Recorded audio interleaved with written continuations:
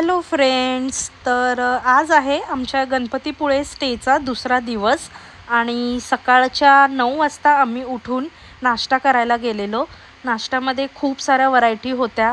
महाराष्ट्रीयन होतं, south Indian होतं, नंतर पंजाबी होतं आणि आम्ही भरपेट असा नाश्ता केला आणि नाश्ता करून झाल्यावर मग थोड्या वेळ रूमवरच गेलो आणि रूममध्ये थोड्या वेळ आम्ही आराम केला आणि खूप पोट भरलेलंच असल्यामुळे दुपारचं जेवण आम्ही स्किप केलं आणि आता वाजले आहेत संध्याकाळचे 4 आणि आम्ही आता आलो आहोत स्विमिंग पूलमध्ये. आता मी म्हणजेच माझे मिस्टर आणि मी स्विमिंग पूलच्या दिशेने जात आहोत आणि ह्या ठिकाणी पहा तुम्हाला दिसत असेल की मस्त असा हा इन्फिनिटी पूल आहे आणि व्हिडिओमध्ये तुम्ही बघू शकता की मस्त असा हा दृश्य आहे. स्विमिंग पूलच्याच समोर छान असा समुद्रसुद्धा आहे आणि साईडला इकडे बसायला रिलॅक्सिंग चेअरसुद्धा आहेत आणि स्विमिंग पूल पण बऱ्यापैकी मोठाच होता आणि स्विमिंग पूलची जी हाईट आहे ती 4 फूट आहे.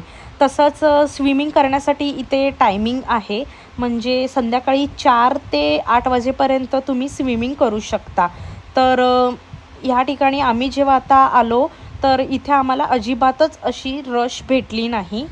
तर मग इथे स्विमिंग करण्यासाठी तुमच्याकडे प्रॉपर असा ड्रेस कोड हवा आणि जर ड्रेस कोड नसेल तर इथे हे लोक रेंटवरच स्विमिंग कॉस्च्यूमसुद्धा देतात आणि रेंट 90 रुपये आहे, ज्याच्यामध्ये तुम्हाला पूर्ण असं स्विमिंग कॉस्च्यूम दिला जातो. तर तुम्ही हा स्विमिंग कॉस्च्यूम घालून इथे स्विमिंग करायला येऊ शकता. स्विमिंग करण्यापूर्वी इथे एक चेंजिंग रूम आहे जिथे शॉवर घेणं अनिवार्य आहे आणि शॉवर घेऊन झाल्यावरच तुम्हाला इथे स्विमिंग पूलमध्ये उतरायला मिळतं आणि इथे मी सुद्धा स्विमिंग कॉस्च्यूम घालून स्विमिंग करायला उतरली होती पाण्यामध्ये. मस्त असा हा इन्फिनिटी पूल, समोर भला मोठा असा समुद्र आणि इकडे तुम्ही बघू शकता की आजूबाजूला छान अशी झाडं लावलेली आहेत. ही चाफ्याची बोन्साई झाडं आहेत आणि खरंच इकडे ना खूप छान वाटत होतं स्विमिंग करताना.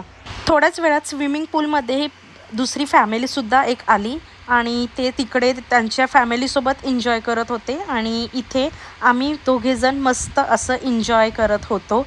मी मस्त अशी पाण्यामध्ये रिलॅक्स होऊन बसलेली आणि इकडे जसं स्पोर्ट्स आपण पाण्यामध्ये खेळतो तसं इथे बॉल होता, तर बॉलसोबत आम्ही कॅचसुद्धा खेळली दोघांनी आणि छान असं इथे मी स्विमिंग पण केलं थोड्या वेळ.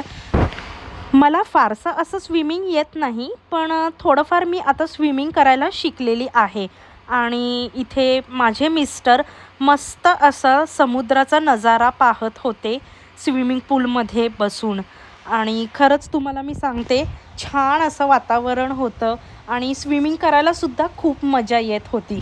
आणि असं ही स्विमिंग हा एक प्रकारचा एक्सरसाइजच आहे जो आपल्या बॉडीसाठी चांगला आहे. आणि इथे माझे मिस्टर मस्तपैकी समुद्राचा नजारा पाहत एन्जॉय करत होते आणि ह्या स्विमिंग पूलची डेप्थ जी आहे ती फक्त 4 फूटच आहे. आता तुम्हाला व्हिडिओमध्ये मी एक छान असं एक ॲक्टिव्हिटी दाखवणार आहे. ही पहा, व्हिडिओमध्ये आकाशामध्ये तुम्ही जर बघत असाल तर तुम्हाला एक पॅराशूटसारखं जाताना दिसत असावं. तर हे पॅराग्लायडिंग आणि पॅरासेलिंग ॲक्टिव्हिटी आत्ताच नुकत्याच इथे गणपतीपुळ्याला देखील सुरू झालेली आहे आणि कधी तुम्ही जर गणपतीपुळ्याला आलात आणि तुम्हाला पॅरासेलिंग किंवा पॅराग्लायडिंग करायचं असेल तर तुम्ही इथल्या हॉटेल्स जे आहेत त्यांना कॉन्टॅक्ट करून तुम्ही इकडेच हे पॅराग्लायडिंग किंवा पॅरासेलिंगचं बुकिंग करू शकतात. थोड्या वेळामध्येच इथे म्युझिक लावण्यात आली होती आणि मस्त असं स्लो म्युझिकवर स्विमिंग पूलमध्ये छान असं आम्ही रिलॅक्स होत होतो. मस्त असं 2 तास स्विमिंग पूलमध्ये मज्जा करून आम्ही स्विमिंग पूलमधून बाहेर येऊन फ्रेशन अप झालो आणि तिथे समोरच एक दादा जे आहेत ते फळ काढत होते. तुम्हाला मी दाखवते हा कोणता फळ आहे. ह्याला नीरफणस असं म्हणतात. तुमच्यापैकी बऱ्याच जणांना जे कोकणात आहेत त्यांना माहिती असेल की हा जो आहे हा फणसासारखाच दिसणारा पण छोटा आकारामध्ये असलेला फळ आहे आणि हा नीरफणस घेऊन मग आम्ही आमच्या रूमवर गेलो. तर हा जो नीरफणस आहे ना त्याच्यापासून मी तुम्हाला एक रेसिपी दाखवेल आणि ती रेसिपी तुम्ही नक्की ट्राय करा. मला खात्री आहे की तुम्हाला ती रेसिपी नक्की आवडेल. आणि आता वाजले होते संध्याकाळचे 6:30 पावणे 7 आणि दिवस मोठा असल्याने इकडे अजूनही खूप असा उजेड पसरलेला होता. मग आम्ही रूमवर जाऊन फ्रेश होऊन आता गाडीमध्ये बसलो आणि आता आम्ही गाडीमध्ये बसून समोर जो तुम्हाला समुद्र दिसत आहे ना, त्या समुद्रकिनारी जाणार आहोत. तर ह्या ठिकाणी माझे बाबा, मी आणि माझे मिस्टर आम्ही असे तिघेजणच समुद्रकिनारी जायला निघालेलो आहोत. तर हा जो समुद्र आहे ना, ह्याला आरेवारे बीच असं नाव आहे आणि हा खूप स्वच्छ समुद्र आहे आणि जास्त अशी रश देखील नसते. त्यामुळे तुम्हाला इकडे समुद्रकिनारी मस्त असं एन्जॉय करायला मिळेल. आमच्या हॉटेलपासून साधारण 5 ते 7 मिनिटांच्या अंतरावर हा समुद्र आहे. म्हणजे इकडून तुम्हाला 2 रस्ते आहेत. एक तुम्ही बाय रोड डायरेक्ट गाडी घेऊन देखील जाऊ शकतात आणि दुसरा एक रोड आहे जो म्हणजे तुम्हाला असं पायऱ्या आहेत, तर त्या पायऱ्या उतरून जावं लागतं. आणि व्हिडिओमध्ये तुम्ही बघू शकता तर इथे जो आहे ना, इकडून खाली पायऱ्याने जाण्याचा रस्ता आहे आणि इथे बरेच असे पर्यटक सनसेट पाहण्यासाठी देखील उभे राहतात. काही जण डायरेक्ट खाली समुद्रकिनारी जाऊन देखील एन्जॉय करतात. तर आम्ही तर डायरेक्ट समुद्रकिनारी जाऊनच एन्जॉय करणार होतो आणि ह्या ठिकाणी माझ्या बाबांनी गाडी साईडला अशी पार्क केली आणि इथे आम्ही आता खाली उतरून समुद्रकिनारी जाणार आहोत. तर आम्ही असे आलो आहोत आता गणपतीपुळेला, दोघं पण जण, आणि समोर असा सुंदर असा व्ह्यू आहे. मी तर तुम्हाला थोड्या वेळातच दाखवणार आहे तो. तर ही आहे आमची श्रद्धा आणि ते पाठीमागे आमचे बाबा. सो येतील ते बघ, ठीक आहे. तर आता मी तुम्हाला एक मस्त असा नजारा दाखवणार आता. बघा बघा. आणि हा बघा गाईस, मस्त सुंदर असा हा समुद्र आहे आणि किती क्लीन आहे हा बीच सुद्धा. इथे तुम्हाला आल्यावर खरंच मी तुम्हाला सांगते की परत जाऊशी देखील वाटणार नाही. कारण हा जो समुद्र आहे ना, तो जास्त असा खवळलेला नाही आहे. शांत असा समुद्र किनारा आहे आणि इथे तुम्ही बघू शकता की पर्यटकसुद्धा जास्त नाही आहेत. त्यामुळे तुम्हाला इथे मनसोक्त असं एन्जॉय करता येणार आहे. तर कधी गणपतीपुळ्याला तुम्ही आलात ना, तर गणपती मंदिराच्या समोर देखील समुद्र आहे, पण तिकडे भरपूर अशी गर्दी असते. पण तेच जर तुम्ही ह्या ठिकाणी ह्या बीचजवळ आलात ना, तर जास्त तुम्हाला अशी गर्दी नाही भेटणार. आणि जसं मी तुम्हाला मगाशी सांगितलं की इथे 2 रस्ते आहेत. एक म्हणजे तुम्ही डिरेक्टली गाडी घेऊन जाऊ शकतात. तो रस्ता जो आहे तो पण मी तुम्हाला नंतर दाखवेल. पण त्याआधी मी तुम्हाला ह्या रस्त्याबद्दल थोडी माहिती देते. तर ह्या ठिकाणी हा पायऱ्यांसारखा रस्ता आहे. म्हणजे इथे पायऱ्या आहेत ज्या तुम्हाला उतरायच्या आहेत आणि साधारण 40-45च पायऱ्या आहेत आणि ह्या जास्त अशा कठीण पायऱ्या उतरण्यासारख्या नाही आहेत. नॉर्मली कोणीही ह्या पायऱ्या सहजरित्या उतरू शकतात आणि टप्प्याटप्प्याला इथे मोठमोठे खडक आहेत, ज्या खडकांवर बहुतेक जण बसून मस्त असा हा समुद्राचा व्ह्यू एन्जॉय करत होते. आणि ह्या ठिकाणी तुम्हाला जो रस्ता समोर दिसत आहे, हा बघा, हा आहे सरळ रस्ता आणि ह्या रस्त्यामधूनच तुम्हाला खाली उतरायला आहे पायऱ्या. तर आम्ही आता ह्या ठिकाणी पायऱ्या उतरत आहोत. जसजशा पायऱ्या आम्ही उतरत खाली येत होतो ना, तसतशी आमची एक्साइटमेंट जास्तच वाढू लागलेली होती की कधी आम्ही एकदाचं असं समुद्रकिनारी समुद्रांच्या लाटांमध्ये पाय टाकून मस्त असं एन्जॉय करतोय. आणि फायनली आता आम्ही पायऱ्या उतरून खाली बीचवर आलेलो आहोत आणि तुम्हाला इकडे जसं दिसत आहे की मस्त असा हा समुद्र आहे आणि बीचसुद्धा स्वच्छ आहे आणि जास्त गर्दी देखील नाही आहेत. त्यामुळे इकडे तुम्ही नक्कीच भेट द्या, तुम्हाला खूप आवडेल. आणि जसं मी मगाशी तुम्हाला सांगितलेलं की इकडे गाडी घेऊन डायरेक्ट येण्याचा सुद्धा एक रस्ता आहे जो गावामधून जातो. तर इथे जो हा समोर जो दिसतो आहे ना, तर हा गावातला रस्ता आहे आणि ह्या ठिकाणी बरेचशी घरं देखील आहेत. अगदी समुद्रकिनाऱ्यापासून 5 ते 7 मीटरच्या अंतरावरच घरं बांधलेली आहेत आणि ह्या ठिकाणी माझे बाबा आणि माझे मिस्टर समुद्रामध्ये उडी मारण्यासाठी एकदम सज्ज झालेले होते.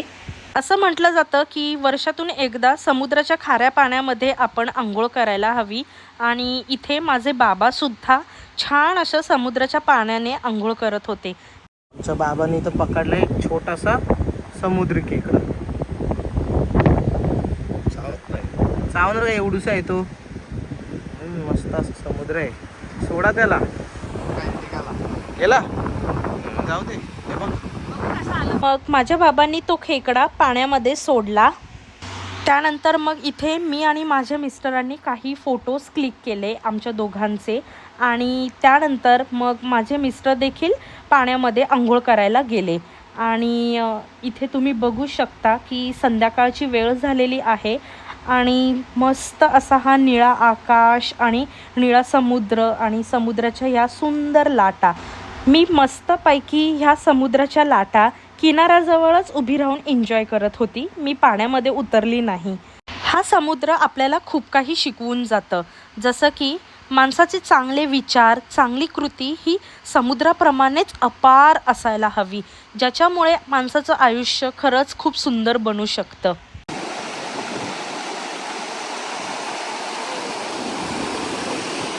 आणि आता वाजले होते संध्याकाळचे साधारण 6:15 आणि समुद्राचं पाणी देखील वाढलेलं होतं, कारण बहुधा आता भरतीची वेळ झालेली असावी.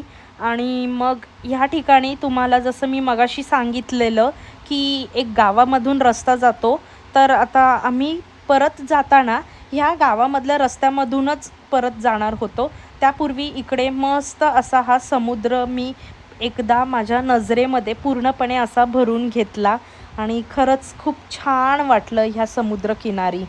आणि जसं तुम्हाला मी मगाशी सांगितलं की इकडून आम्ही परत जाताना गावामधून जो रस्ता जातो ना, त्या रस्त्याने आम्ही जाणार आहोत. आणि इथे तुम्ही बघू शकता की अगदी किनाऱ्याजवळच इथे ह्यांची घरं आहेत आणि घराच्या अवतीभोवती छान अशी उंच नारळाची झाडं देखील आहेत. खरंच ह्या लोकांना किती छान वाटत असेल ना, घराच्या मागेच मस्त असा अथांग समुद्र. पण पावसामध्ये ना इकडे जेव्हा भरती येत असेल समुद्राला, त्यावेळी ह्या समुद्राचं पाणी ह्यांच्या अंगणापर्यंत म्हणजेच मागच्या अंगणापर्यंत येत असावं. आणि इथे तुम्हाला एक झाड दिसत असेल, ह्या झाडाला ना भरपूर असे आंबे लागलेले होते.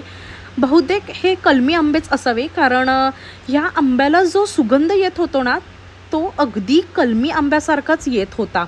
मग पुढे आम्ही आता परत रिटर्न जायला निघालेलो आणि संध्याकाळचे 7:15 होऊन गेले होते.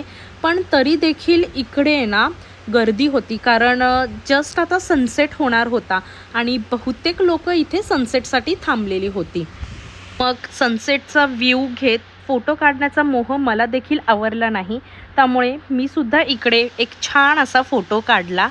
आणि हे पहा, इथे सनसेट झालेला आहे आणि तुम्ही बघू शकता की मस्त असं निळभोर आकाश आहे आणि खाली छान असा समुद्र आणि त्यासोबतच मध्ये आहे लाल सूर्याचे छटा. खरंच हे दृश्य पाहण्याजोग होतं. तुम्ही जेव्हा समोरून हे पाहाल ना, तर तुम्हाला खरंच खूप छान वाटेल आणि कौतुक वाटेल की यार, खरंच आपल्या निसर्गाचे जे रंग आहेत किंवा निसर्गाचं जे चित्र आहे, तसं चित्र कुठेच नाही. म्हणजे मी तुम्हाला सांगते की हे सगळं इतकं भारी वाटत होतं ना पाहायला, जणू हे असं वाटत होतं की हे चित्र जे आहे ते डोळ्यासमोरून जाऊच नये. मस्त असा सनसेट एन्जॉय करून झाल्यावर आता आम्ही आमच्या रूमवर आलो आणि रूमवर आल्यावर आम्ही फ्रेश होऊन थोडा वेळ आराम केला आणि साधारण 8:15च्या सुमारास आता आम्ही जेवायला जायला निघालेलो आहोत. इथे गणपतीपुळ्याच्या आजूबाजूला भरपूर असे हॉटेल्स आहेत जिथे इंडियन चायनीज जेवण मिळतं. तसंच इंडियनमध्ये ना भरपूर असे व्हरायटी आहेत. चिकन थाली, फिश थाली, मालवणी थाली, चिकन वडे, मटन वडे, नंतर सुरमई पापलेट थाली, असे वेगवेगळे नॉनव्हेजमध्ये ऑप्शन्स आहेत. तसंच व्हेजमध्ये सुद्धा मस्त असं शुद्ध शाकाहारी सात्विक जेवणसुद्धा इथे मिळतं आणि साऊथ इंडियन पंजाबी तर मिळतंच. तर आम्ही तर प्युअर व्हेज असल्यामुळे शुद्ध शाकाहारी जेवण जिथे मिळत आहे तिथे गेलो आणि बहुतेक ठिकाणी आहे ना व्हेज आणि नॉनव्हेज असे दोन्ही ऑप्शन्सवाले हॉटेल्स आहेत आणि प्युअर व्हेजवाल्यांसाठी सुद्धा इकडे प्युअर व्हेज असलेलं हॉटेलसुद्धा आहे.